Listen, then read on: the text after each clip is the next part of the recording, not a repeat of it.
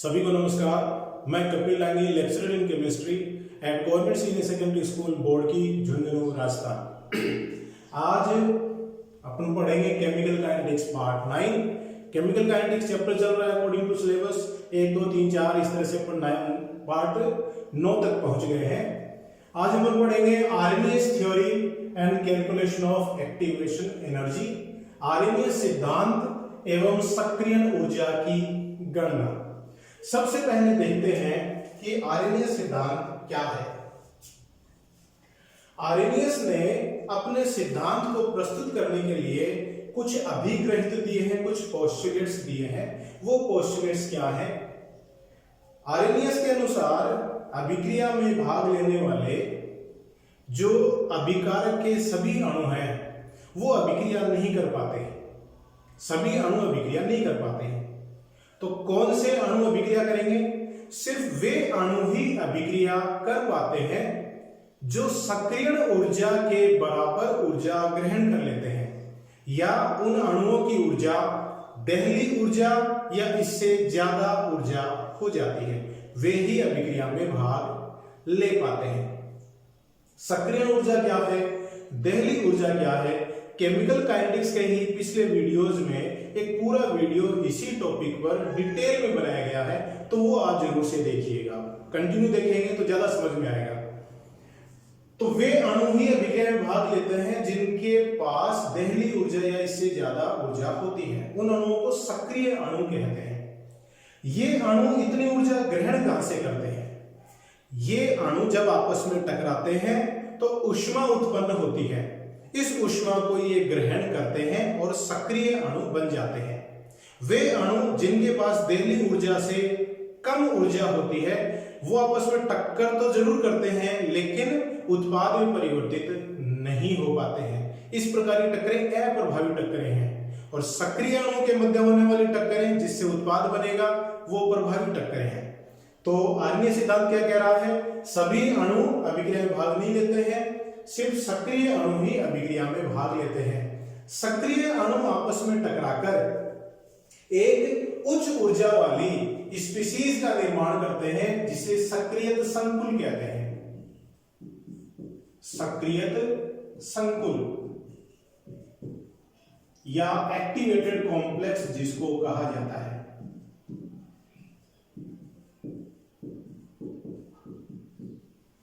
Activated complex. ये activated complex क्या है? सक्रिय संकुल क्या चीज है? एक उदाहरण से समझते हैं। जैसे कोई अभिक्रिया है, ए बी की अभिक्रिया हो रही है सी डी अणु से, और उत्पाद का निर्माण होने से पहले एक उच्च ऊर्जा वाली स्पीशीज का निर्माण होता है।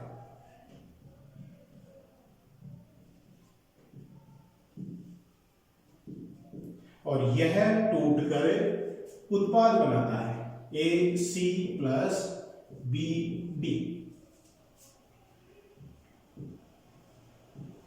देखिएगा, ए बी और सी डी अभिकारक के अणु हैं, आपस में टकराकर एक उच्च ऊर्जा वाली स्पीशीज जिसको क्या कह रहे हैं? सक्रियत संकुल कह रहे हैं, का निर्माण करते हैं।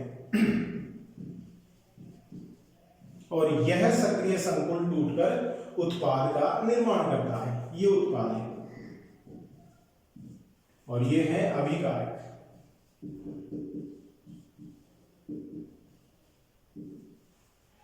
सक्रिय संकुल क्या है? कि सक्रिय अणुओं के आपस में टकराने से एक उच्च, सबसे ज्यादा ऊर्जा वाली, उच्चतम ऊर्जा वाली स्पीशीज का निर्माण होता है, जिसमें टूटने वाले बंध तो पूरी तरह से टूटे हुए नहीं हैं और बनने वाले बंध पूरी तरह से बने हुए नहीं हैं। इस ढीले बंध वाली स्पीशीज को ही सक्रियत संकुल कहते हैं। देखिए, ए और बी के मध्य बंध टूटेगा, सी और डी के मध्य बंध टूटेगा, ए और सी के मध्य बंध बनेगा और बी और डी के मध्य भी बंध बनेगा, लेकिन सक्रिय संकुल में बनने वाला बंध पूरी तरह से बना हुआ नहीं है। ये देखो डॉट डॉट डॉट करके दर्शाया हुआ है ना, और टूटने वाला बंध भी पूरी तरह से टूटा हुआ नहीं है। इसको अगर मैं आरेख की सहायता से समझाना चाहूं तो आरेख इस तरह से बना सकते हैं। इधर है ऊर्जा ये है अभिक्रिया की प्रगति, अभिक्रिया की प्रगति। मान लेते हैं कि जो अभिकारक है उनकी इतनी ऊर्जा है AB प्लस CD, ये है अभिकारक, ये आपस में टकराते हैं और इस ऊर्जा अवरोध को पार करके AC प्लस BD उत्पादों का निर्माण करते हैं। अभिकारकों की ऊर्जा और इस उच्चतम ऊर्जा स्तर के मध्य जो ऊर्जा अंतराल है इसे क्या कहते हैं? देहली ऊर्जा, सक्रियण ऊर्जा, सक्रियण ऊर्जा। और इस उच्चतम ऊर्जा स्तर के कुल मान जो अभिक्रिया होने के लिए अणुओं के पास होना चाहिए, न्यूनतम आवश्यक ऊर्जा, जिसको कहते हैं देहली ऊर्जा। तो देहली ऊर्जा क्या हो गई? अणुओं की जो प्रारंभिक ऊर्जा है प्लस सक्रिय ऊर्जा को अपन जोड़ दें, दोनों ऊर्जाओं को जोड़ दें, अणुओं की ऊर्जा और सक्रिय ऊर्जा को जोड़ दें तो देहली ऊर्जा प्राप्त हो जाती है। ये उच्चतम स्तर है। यहां पर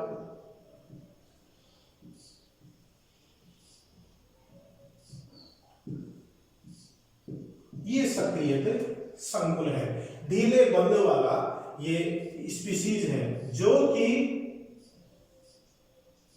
अभिकारकों के साथ साम्य में रहता है और टूटकर उत्पाद का निर्माण करता है। तो इस ढीले बंध वाली स्पीशीज को ही क्या कहते हैं? अपन सक्रिय संकुल कहते हैं। उच्चतम ऊर्जा होने के कारण इसका स्थायित्व न्यूनतम होता है और यह टूटकर या तो उत्पादन बदल जाएगा या वापस अभिकारक में परिवर्तित हो जाता है। अणु है वो सक्रिय ऊर्जा के बराबर ऊर्जा ग्रहण करके सक्रिय संकुल, सक्रिय अणु बनाते हैं और सक्रिय अणु आपस में टकराकर सक्रिय संकुल बनाते हैं। तापमान बढ़ाने से अणुओं के पास ज्यादा मात्रा में सक्रिय ऊर्जा प्राप्त होती है, तो जितना ज्यादा तापमान बढ़ाएंगे सक्रिय अणुओं की संख्या भी उतनी ही ज्यादा हो जाती है।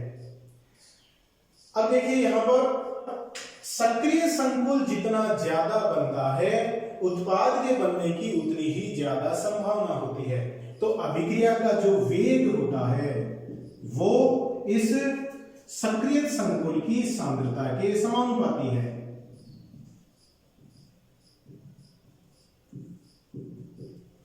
सक्रिय संकुल जितना ज्यादा बनेगा उत्पाद उतना ही ज्यादा बनता है और सक्रिय ऊर्जा अगर ज्यादा है तो वेग उतना ही कम हो जाता है।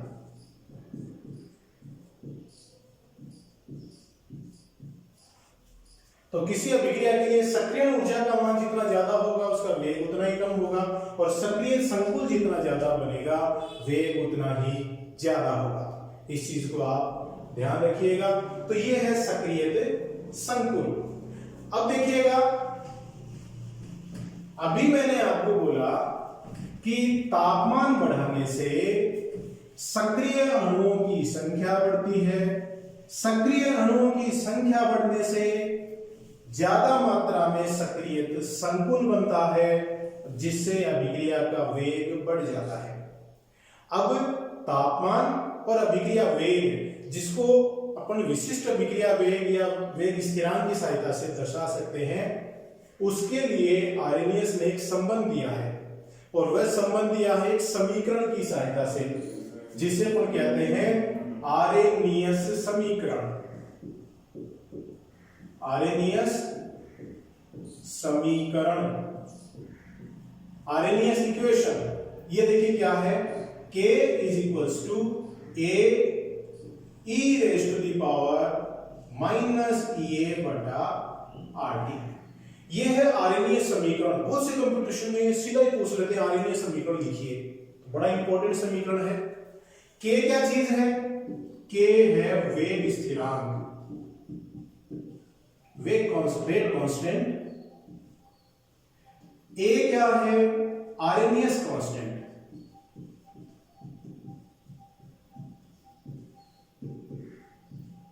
आर्हेनियस स्थिरांक, ई ए क्या चीज है, सक्रियण ऊर्जा,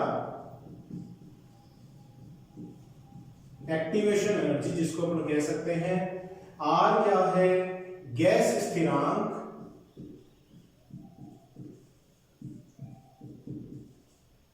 और टी क्या चीज है, परम ताप। इतनी सारी चीजें हैं।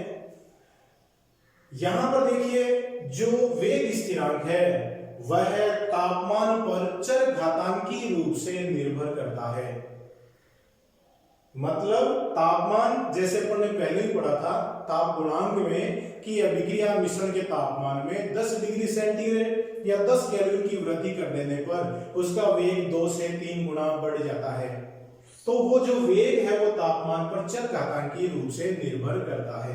उसको आप इस समीकरण की सहायता से बता सकते हैं। अब इस समीकरण, आर्हेनियस समीकरण की तुलना अगर संगतवाद या संगत सिद्धांत के समीकरण और संशोधित टक्कर सिद्धांत या संगतवाद के समीकरण से करें तो देखिए ए का मान क्या प्राप्त होता है। अगर अपन कोलिजन थ्योरी की बात करें, संगतवाद या टक्कर सिद्धांत की बात करें, तो संगतवाद के अनुसार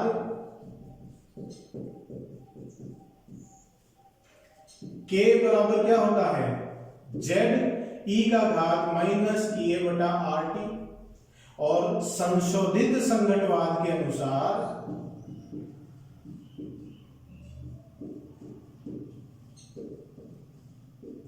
संशोधित संगतवाद या टक्कर सिद्धांत के अनुसार के बराबर क्या होता है, P Z E raise to the power minus A बटा आर टी। ये अपन ने पिछले वीडियो में डिटेल में पढ़ा था, संगतवाद और संशोधित संगतवाद। यहां पर अगर इन समीकरणों की तुलना, संगतवाद के समीकरण और संशोधित संगतवाद के समीकरण की तुलना आर्हेनियस समीकरण से करें तो सबसे पहले तुलना कर रहे हैं संगतवाद के अनुसार, तो क्या हो जाता है, ए बराबर जेड हो जाता है। जेड क्या है, टक्कर आवृत्ति। तो एक प्रकार से जो आर्हेनियस समीकरण है उसमें ए है वो टक्कर आवृत्ति को ही दर्शाता है, ये फ्रीक्वेंसी फैक्टर है, आवृत्ति गुणांक है ये।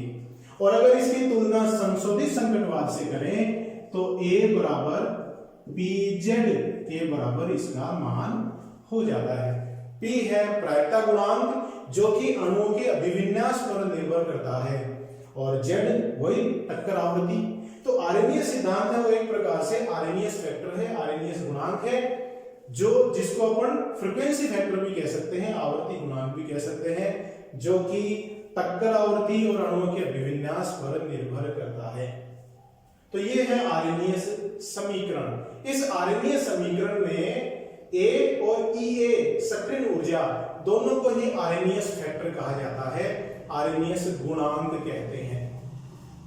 ए और ई ए दोनों को ही क्या कह रहे हैं, आर्हेनियस गुणांक कहते हैं।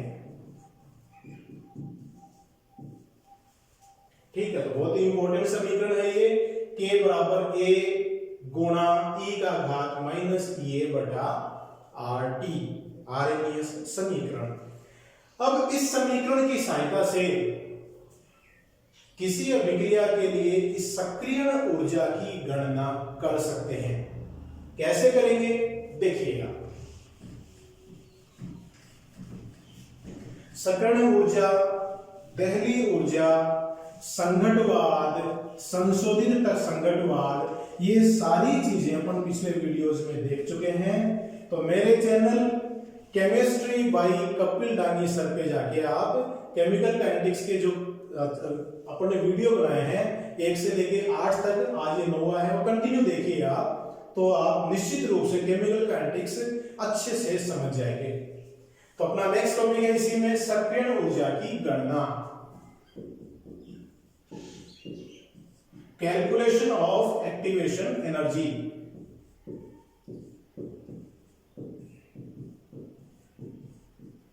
सक्रियण ऊर्जा की गणना आर्हेनियस समीकरण की सहायता से करेंगे, दो प्रकार से ये किया जा सकता है। फर्स्ट है ग्राफिकल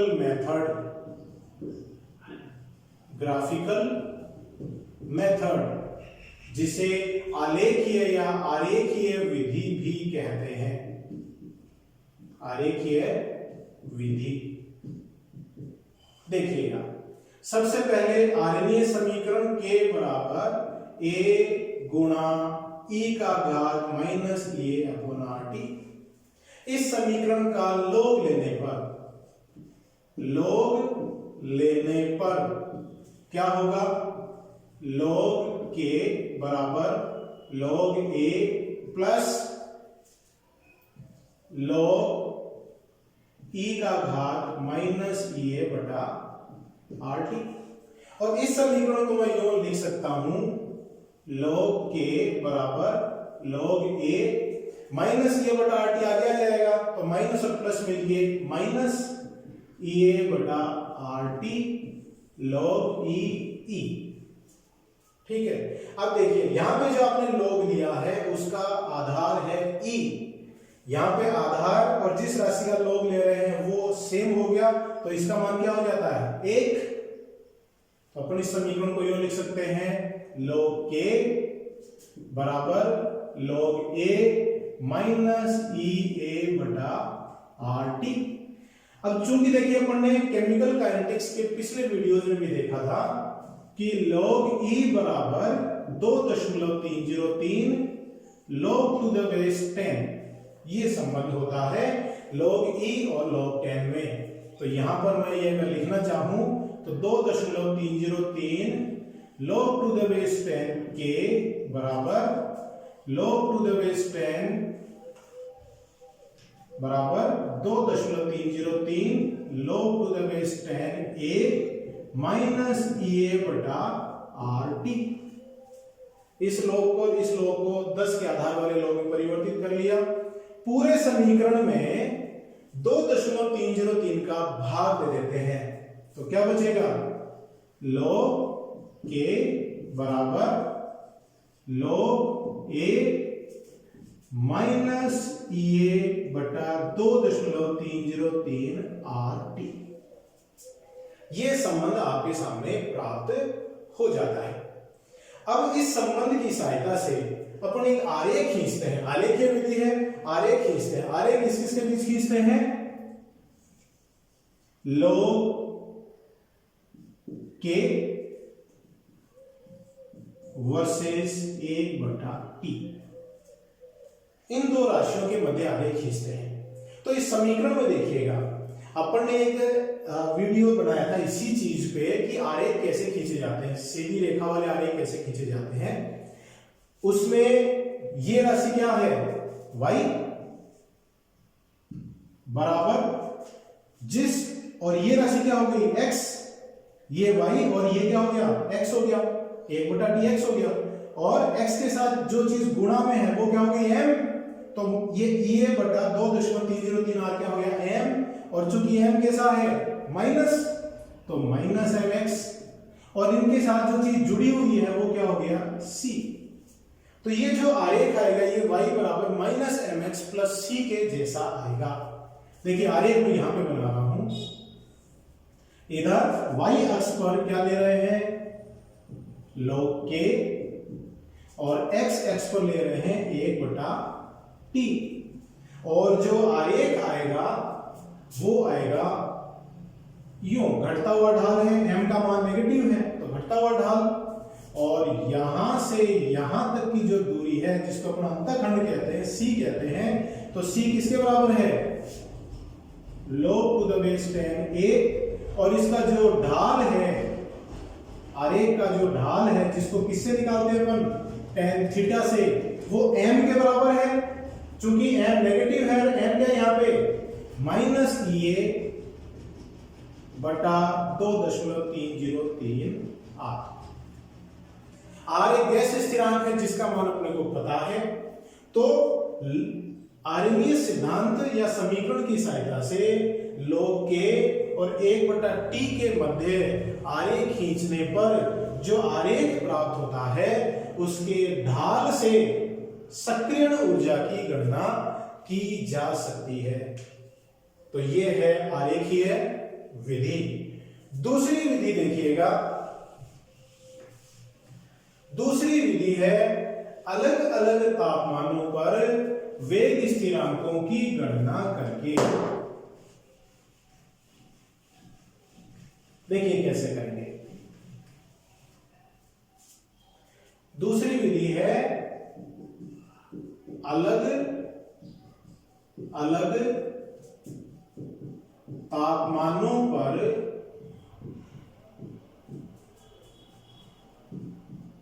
वेग स्थिरांकों की गणना करके।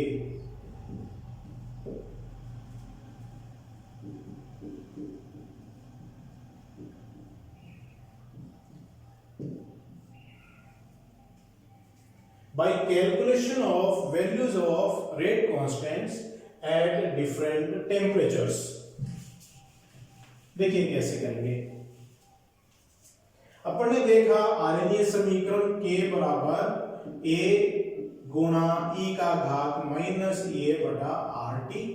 लॉग लेने पर वही log k बराबर log a minus E A बटा आर टी, जैसा अभी अपन ने अभी देखा। इसको मैं लिख सकता हूं log to the base 10 k बराबर log to the base 10 a minus E A बटा 2.303 आर टी, ये लिख सकते हैं अपन। ठीक है, अब देखिएगा, जो वेग स्थिरांक होता है वो तापमान पर निर्भर करता है। तो अलग अलग तापमानों पर वेग स्थिरांकों के मान भी अलग अलग हो जाते हैं। तो सबसे पहले अपन देखें T1 ताप पर समीकरण क्या हो जाएगा, log K1 बराबर, यह आरएनएस स्थिरांक है, इसका मान यूं का यूं रहेगा, माइनस ए बटा 2.303 आर T1। इसको मैं लिख दूं समीकरण संख्या 1। T2 ताप पर समीकरण क्या हो जाएगा, log to the base 10 K2 बराबर log a minus E A बटा 2.303 आर T2। ये है समीकरण 2। तो अलग अलग तापमानों पे अपन ने दो समीकरण प्राप्त कर लिए। अब समीकरण 2 में से एक को घटाने पर क्या प्राप्त होता है, समीकरण 2 है उसमें से एक को घटा देता हूं। तो देखिएगा log K2 minus log K1, log a से log a कट जाएगा और ये बाकी राशियां एक दूसरे में से घट जाएंगी।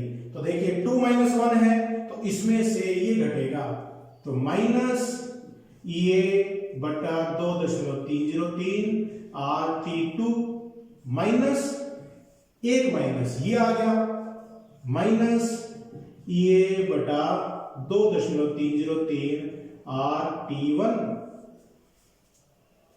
लिख सकते हैं ऐसा। log K2 minus log K1 क्या चीज है, log K2 बटा K1 लिख सकता हूं कि नहीं। log K2 minus log K1 को log K2 बटा log K1 लिख सकते हैं। अब देखो ये माइनस और ये माइनस, ब्रैकेट वाला माइनस, दोनों मिलकर क्या हो जाएंगे, प्लस हो जाएंगे। तो ये राशि तो हो गई प्लस की और ये वाली राशि क्या होगी, माइनस की। इन दोनों राशियों में